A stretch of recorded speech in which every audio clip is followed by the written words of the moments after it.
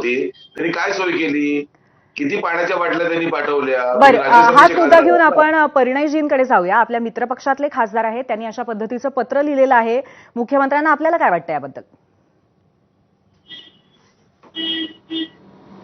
बघा, असं आहे की जे मिलिंद देवरा साहेबांनी जे पत्र लिहिलेलं आहे त्यामध्ये कुठेही आझाद मैदानावर ची परवानगी देऊ नका किंवा आझाद मैदानावर तुम्ही आंदोलन करू नका असं कुठेही म्हटलं नाही आहे. त्यांनी फक्त जे नियम किंवा ज्या अटी ज्या सन्माननीय कोर्टाने दिलेल्या आहे किंवा राज्य शासनाच्या विविध कर्त्यांना ज्या अटींवरती परवानगी दिलं जातं त्या अटीचं पालन त्यांनी केलं पाहिजे, आंदोलनकर्त्यांनी केलं पाहिजे असंच त्यांनी म्हटलेलं आहे. कुठेही आंदोलनाला थांबवण्याचं किंवा आंदोलनाला विरोध करण्याचं कुठेही काम त्यांनी केलेलं नाही आहे.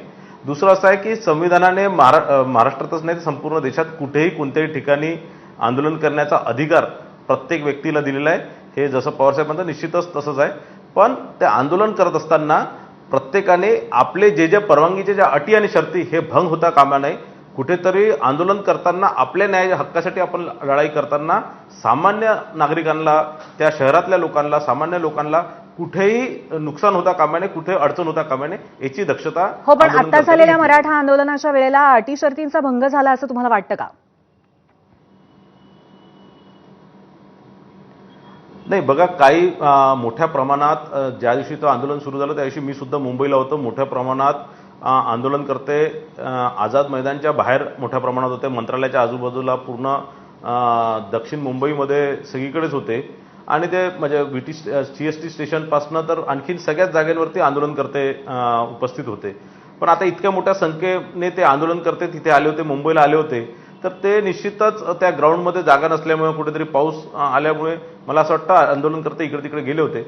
पण निश्चितच काही शर्तीचा, अटींचा भंग झालेला आहे. पण याच्या पुढेही मला असं वाटतं पोलीस विभाग, शासन या सगळ्या लोकांनी याची दक्षता घ्यावी आणि पूर्ण मुंबईत किंवा कोणतंही शहर अस्तव्यस्त होऊ नये, सामान्य लोकांना त्रास होऊ नये, सामान्य व्यापाऱ्यांना त्रास होऊ नये याची दक्षता घेतली पाहिजे. बरं, आज नागपुरामध्ये सुद्धा आंदोलन ओबीसींचं संपलेलं आहे. त्या मुद्द्याकडे आपण वळणार आहोत. आपल्यासोबत सोमनाथ काशीद आहेत. त्यांना मला असं विचारायचं आहे की आपल्याच खासदारांनी आता हे पत्र लिहिलेलं आहे मुख्यमंत्र्यांना की अशा पद्धतीने दक्षिण मुंबईमध्ये आता परमिशन देऊ नये. त्याबद्दल आपण कशा पद्धतीने व्यक्त कराल आपलं मत?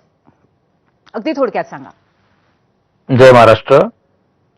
खरं तर मिलिंद देवराजी शिवसेनेचे खासदार आहेत, ते लोकप्रतिनिधी आहेत आणि लोकप्रतिनिधी असल्यामुळं त्यांना तिथले जे लोक आहेत त्यांची देखील जे घाबरलेले होते मुंबईकर, म्हणजे आता जे फुके साहेब, आमदार साहेब जसे बोलले की ते देखील मुंबईमध्ये होते आणि मी देखील मुंबईत होतो. मी बाळासाहेब भवन, आमचं जे शिवसेनेचं जे महत्वाचं मुख्यालय आहे तिथेच होतो.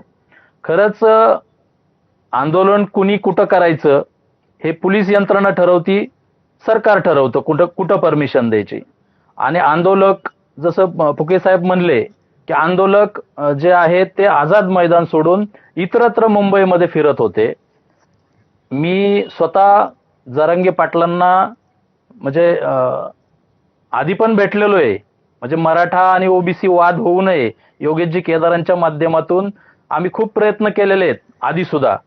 आणि मिलिंद देवराजींचं बरोबर आहे. नक्कीच हाच मुद्दा घेऊन वीरेंद्रजींकडे जाणार आहे मी. वीरेंद्रजी, हाच वाद कुठेतरी होऊ शकतो, पेटत राहू शकतो असं वाटतंय का? नाही, आता कसं आलंय की त्यांनी जे बोलायचं त्यांनी बोललंय. आंदोलन झालेलं आहे. आंदोलन झाल्यानंतर जे मराठा समाजाचं नाही तर महाराष्ट्रातली जी जनता असते, जी शेतामध्ये असते, जी आपल्याकडे काबाड कष्ट करून आपल्याला धान्य, सामग्री, फळं, भाज्या या शेतातनं बनवून ते जर मुंबईत येत असतील आणि एखाद्या मागणीसाठी येत असतील तर त्यांची सोय करण्याचं काम कुणाचं होतं? सरकारचं होतं.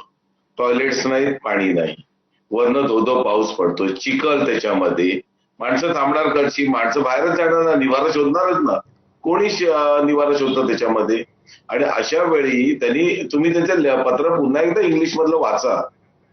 त्यांनी सांगितलं फ्रिक्वेंट आंदोलन इन आझाद मैदान. फ्रिक्वेंट आंदोलन म्हणजे जे बरेचसे होतं, आमचं तर हे पहिलंच झालंय. मग फ्रिक्वेंट आंदोलन म्हणजे होणाऱ्या सततच्या आंदोलनाबद्दल नक्कीच, ते पण या